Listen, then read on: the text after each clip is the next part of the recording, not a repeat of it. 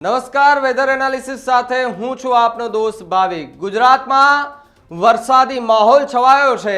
અલગ અલગ વિસ્તારોમાં ધોધમાર વરસાદ જોવા મળી રહ્યો છે। ગઈકાલની જ્યારે સ્થિતિ આપણે જોઈ હતી કે બનાસકાંઠા અને સૌરાષ્ટ્રમાં ખાસ કરીને રાજકોટના જે વિસ્તારો હતા તે અલગ અલગ વિસ્તારોમાં 5 ઇંચ કરતાં વધુ વરસાદ માત્ર 3 થી 3.5 કલાકમાં ખાબકી ચૂક્યો હતો અને ત્યારબાદના જે દ્રશ્યો સામે આવ્યા હતા કે ઠેર ઠેર જગ્યાએ રોડ રસ્તા પર પાણી ભરાયા હતા। ત્યારે આગામી 3 થી 4 દિવસ ગુજરાતમાં કયા પ્રકારનું વાતાવરણ છે તે રહેવાનું છે।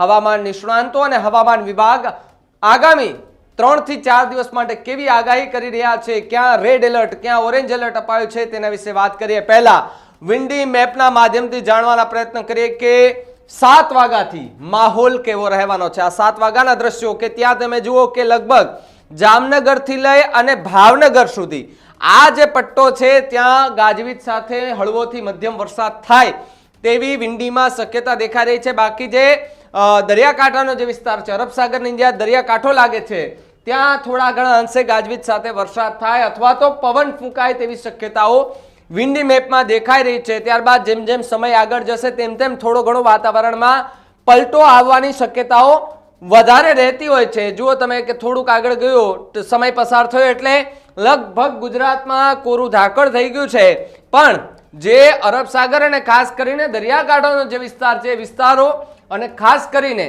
જે આગામી દેવભૂમિ દ્વારકા અને ભાવનગર અને સુરતમાં વરસાદનું રેડ એલર્ટ અપાયું। મેં પહેલા પણ તમને કીધું હતું કે જે આખો પટ્ટો જામનગરથી ભાવનગર અને સુરત, દક્ષિણ ગુજરાત, સૌરાષ્ટ્ર અને દ્વારકા જામનગર બાજુ આ જે વિસ્તારનો જે પટ્ટો છે આખામાં રેડ એલર્ટ આપવામાં આવ્યું છે। સાથે સાથે હવામાન વિભાગની એ આગાહી છે તે 4 જુલાઈની આગાહીની જો વાત કરવામાં આવે 4 તારીખ માટે કયું વિન્ડી મેપમાં બતાવી રહ્યું છે કે આ પ્રકારનું વાતાવરણ બતાવી રહ્યું છે, કારણ કે જે રીતે તમે જુઓ કે લગભગ અરબ સાગરને સાથે સાથે જે દરિયાકાંઠાનો જે વિસ્તાર ત્યાં ખાસ કરીને આજની તારીખમાં જે વાતાવરણ દેખાઈ રહ્યું છે વાતાવરણ ખૂબ જ ગંભીર દેખાઈ રહ્યું છે। રેડ એલર્ટ આપવામાં આવ્યું છે। સાથે જ દેવભૂમિ દ્વારકાથી લઈને ભાવનગર અને સુરતમાં રેડ એલર્ટ, ઓરેન્જ એલર્ટ ક્યાં આપવામાં આવ્યું છે। થોડો મેપને ઝૂમ આઉટ કરીએ અને જાણીએ કે આપણું જે ગુજરાતનો મેપ છે ત્યાં કયા એવા વિસ્તારો કે ત્યાં ઓરેન્જ એલર્ટ આપવામાં આવ્યું છે। તો પહેલી વાત,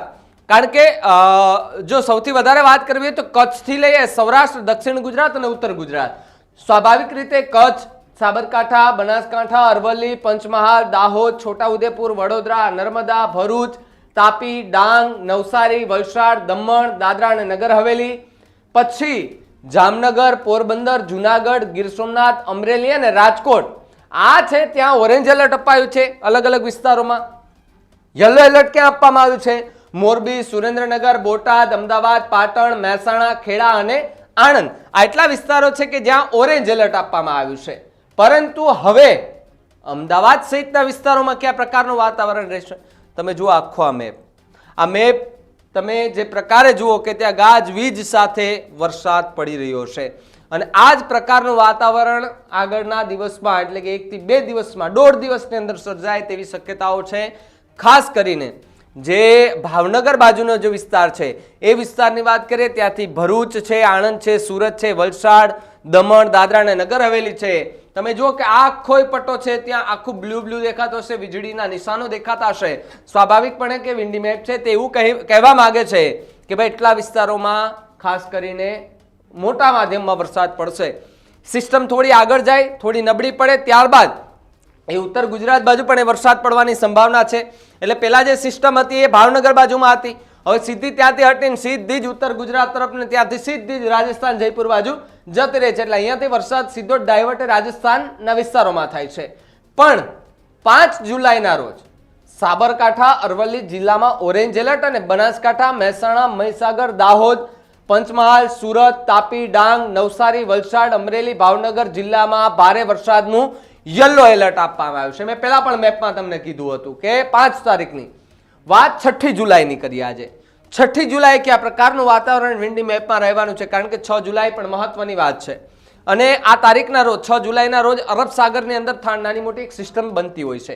એ અરબ સાગરની સિસ્ટમ ક્યાં સક્રિય થાય છે? તો તમે જુઓ કે એ ગુજરાત, સૌરાષ્ટ્રનો દરિયો કાંઠો, સાથે સાથે વલસાડ ને સુરત, દાદરા નગર હવેલી એટલે મહારાષ્ટ્ર અને ગુજરાતની બોર્ડર બાજુ થોડી ઘણી અસર થાય તેવી શક્યતા, પરંતુ સૌરાષ્ટ્ર અને દક્ષિણ ગુજરાતના મોટા ભાગમાં ભારેથી અતિભારે વરસાદની આગાહી છે, જેમાં બનાસકાંઠા, સાબરકાંઠા, અરવલ્લી આ જિલ્લા છે ત્યાં ઓરેન્જ એલર્ટ અપાયું. કચ્છ, પાટણ, મહેસાણા, ગાંધીનગર, મોરબી, જામનગર, દેવભૂમિ, દ્વારકા, મહીસાગર, દાહોદ, પંચમહાલ, સુરત, તાપી, ડાંગ, નવસારી, વલસાડ જિલ્લા માટે યલો એલર્ટ 6 તારીખ માટે જાહેર કરવામાં આવ્યું છે. રાજ્યમાં 7મી થી લઈને 9મી સુધી આ જે ડેટ છે, જે તારીખ છે કે રાજ્યમાં આગામી 7મી થી લઈને 9મી જુલાઈ સુધી ગીર સોમનાથ, અમરેલી, ભાવનગર, સુરત, તાપી, ડાંગ, નવસારી, વલસાડ, નર્મદા, છોટાઉદેપુર, દાહોદ આ જે જિલ્લાઓ છે ત્યાં ભારેથી અતિભારે વરસાદની સંભાવના જોવા મળી શકે તેવી પૂરેપૂરી શક્યતા છે. સાથે જ રાજ્યમાં ચોમાસાની ધમાકેદાર એન્ટ્રી થઈ ચૂકી છે, પણ મેં તમને એવું કીધું કે 5 તારીખ માટે તમે મેપને જુઓ ને તો તમને લાગશે કે ગુજરાતમાં કેટલી માત્રામાં વરસાદ પડી શકે તેવી સંભાવના છે, કારણ કે 5 તારીખ માટે ગુજરાત માટે પણ અલગ અલગ પ્રકારે આગાહી હવામાન નિષ્ણાંત અને હવામાન વિભાગ કરતું હોય છે. પણ 6ઠી તારીખે જઈએ તો 6 તારીખમાં જે વાતાવરણમાં પલટો આવે છે અને ગુજરાતભરમાં એક સિસ્ટમ છે તે તબાહી મચાવી દે તેવી શક્યતા છે, કારણ કે આ જે સિસ્ટમ તમે જુઓ છો, આ સિસ્ટમ જો કદાચ અહીંયાથી સૌરાષ્ટ્ર અને દ્વારકા એ સાઈડ જાય છે અથવા તો દક્ષિણ ગુજરાત તરફ આગળ વધે છે તો એની અસર સીધી જ આખા ગુજરાતમાં થાય. સૌથી ઓછી અસર છે જો એ થાય તો એ છે કચ્છ અને નલિયા આજુબાજુનો વિસ્તાર, કારણ કે અત્યારે જે પ્રકારની સ્થિતિ તમે જુઓ કે અહીં તમને રેડ દેખાતો છે આ કલર, એટલે આ જે વિસ્તાર છે ભાવનગર આસપાસનો, ધોળકાનો, ત્યાં સારો એવો વરસાદ થાય. પછી ગ્રીન તમને દેખાતો છે ત્યાં ગાજવીજ સાથે વરસાદ થાય, થોડું યલો એલર્ટ છે. પછી જ્યાં છે ત્યાં વાદળછાયું વાતાવરણને સાથે સાથે જે પ્રકારની જે સિસ્ટમ જે સક્રિય થઈ છે એ સિસ્ટમના કારણે ગુજરાત પર ભારેથી અતિભારે વરસાદ થાય તેવી પૂરેપૂરી સંભાવના હવામાન વિભાગ અને નિષ્ણાંતો વ્યક્ત કરી રહ્યા છે. પરંતુ આ તમે જે સિસ્ટમ જુઓ, આ એટલી મજબૂત સિસ્ટમ છે કે આની આપણે કલ્પના ન કરી શકીએ કદાચ, પણ કહેવાય છે કે કુદરતની આ કળા છે. હવે કદાચ આ સિસ્ટમમાં પણ ફેરફાર થાય અને જે રીતે તારીખોમાં આ મેપ જે છે તે શેડ્યુલ કરતું હોય જે રીતે, એમાં પણ થોડો ઘણો ચેન્જીસ થઈ જતો હોય છે. આપણે જ્યારે વાવાઝોડું આવે ત્યારે આપણે કહીએ છીએ કે વાવાઝોડાની દિશા એકદમ સ્ટ્રેટ છે, સીધી છે, પરંતુ 24 કલાક વીતે છે ને ત્યારબાદ આપણને ખબર પડે છે કે વાવાઝોડું લેફ્ટ અથવા તો રાઈટ સાઈડમાં અથવા તો પાછળ જઈ રહ્યું છે. એટલે કુદરતી વસ્તુ છે, આમાં આ મેપને બધા જ કહી શકાય કે ટેકનિકલ વસ્તુ છે, એક માર્ગદર્શન પૂરું પાડે છે, પણ કુદરતી આફતને આવતા કોઈ રોકી નથી શકતું. એ જ રીતે જો આ સિસ્ટમ કદાચ આખા ગુજરાત પરથી પસાર થાય તો ગુજરાતમાં ન જોયો હોય તેવો વરસાદ પણ થાય તેવી શક્યતાઓ અત્યારથી જોવા મળી રહી છે. અને આ સિસ્ટમ કે તે માત્ર જો 1 કલાક જેટલી પણ વરસે છે અને જે વાદળછાયું વાતાવરણ રહે ને ત્યારબાદ ગાજવીજ સાથે જો આ એક સિસ્ટમમાં વરસાદ થાય છે તો સ્વાભાવિકપણે કે રોડ, રસ્તા અને નદી નાળામાં ભરપૂર પાણીની આવક થાય તેવી શક્યતાઓ દેખાઈ રહી છે. કારણ કે આ સિસ્ટમ આપણે દેખાવામાં નાની છે, પરંતુ જ્યારે એ ગુજરાત પરથી પસાર થાય છે આ સિસ્ટમ, ત્યારે આ સિસ્ટમ આપણને ખબર પડે છે કે કેટલી માત્રામાં એ વરસાદ રાજ્યમાં ફેલાવી શકે છે. હવામાન વિભાગ અને હવામાન નિષ્ણાંતો પણ ખૂબ મોટી આગાહી કરી રહ્યા છે. આગામી 7 તારીખ સુધી રાજ્યમાં કયા પ્રકારનો વરસાદ રહેવાનો છે, કેવું વાતાવરણ રહેવાનું છે તેની પણ આગાહી જે છે તે હરરોજ સાંજે અપડેટ આપતા હોય છે.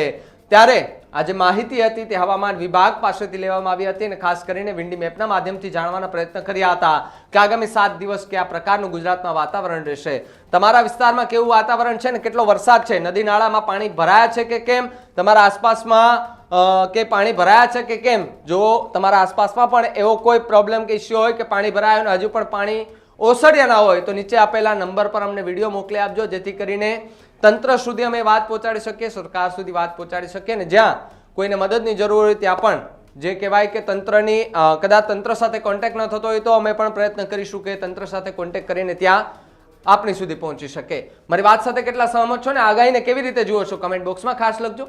જોતા રહેજો ન્યૂઝ રૂમ. નમસ્કાર.